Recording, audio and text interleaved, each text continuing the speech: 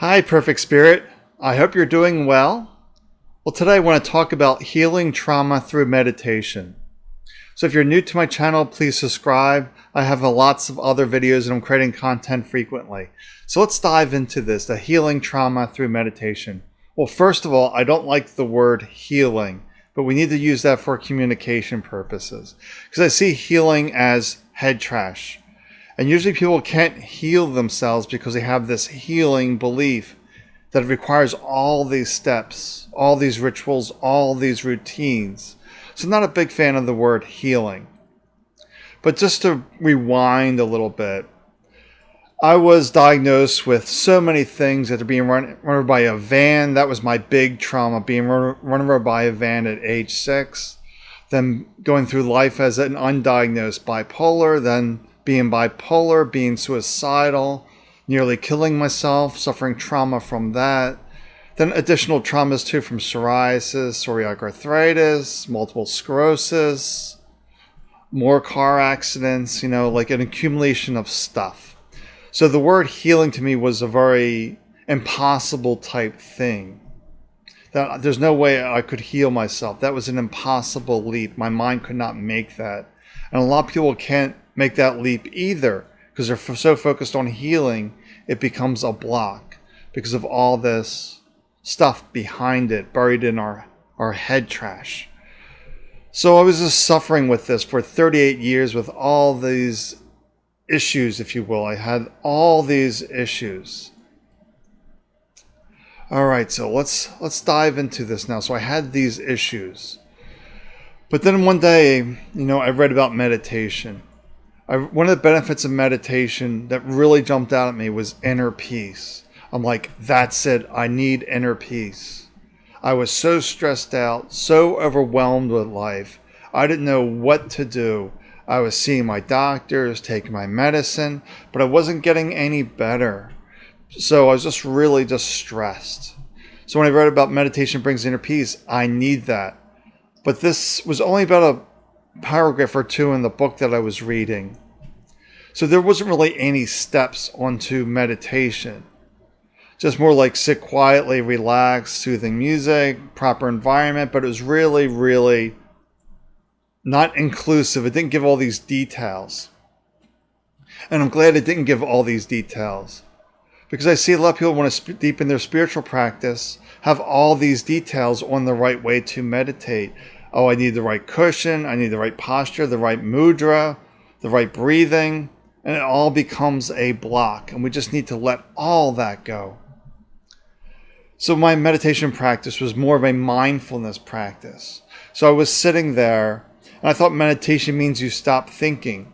So mind would start thinking like the mind does. Then I would start saying, stop thinking. So this was a thought chasing a thought. So I was in this loop for about a week. Yeah, about a week of chasing thoughts with thoughts.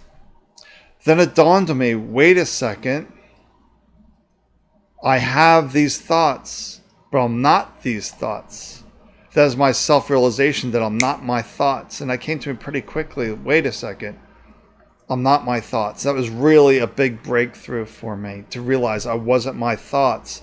When before I was constantly taking my thoughts as truth, especially when I was suicidal. Life wasn't worthy. Life is too difficult. I'm not deserving, not good enough.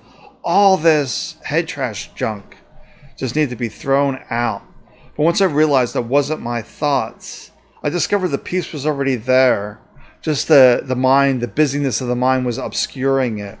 And that's what I see that head trash essentially is, that noise that blocks us from recognizing our true self, that perfect spirit, that soul, that consciousness, whatever you wish to call it.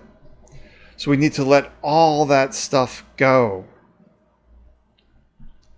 And just really be here. So I had more of a mindfulness practice. There goes the mind thinking, where are my feet? Where are my hands? There goes the mind thinking, where are my feet? Where are my hands? I wasn't judging myself. I wasn't being critical of myself. So we just let go of all of that. So it was really good not having a teacher and just realizing I was just coming back to this moment, and this moment. Because the mind is always filled with the pasts, always digging stuff up. So we need to let go of that mind because it's not serving us. I was really fortunate not to have a spiritual teacher or any kind of teacher for meditation, or that would just add more beliefs. Because as a bipolar, I also had an element of OCD. Am I doing this right? Am I doing this properly? And that would have just slowed things down even more. So it's just really simple. I was just doing 5 minutes a day.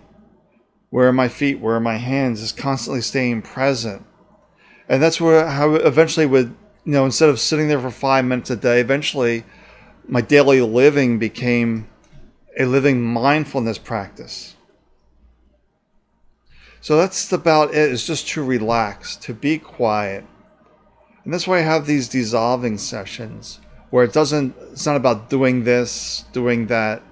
Because doing this and doing that is a state of separation. Just a state of separation. So we don't want to get that state of separation. We want to realize our true self, that we are perfect spirit, that we are soul, consciousness, whatever it is, we are that. So that's it for the video today.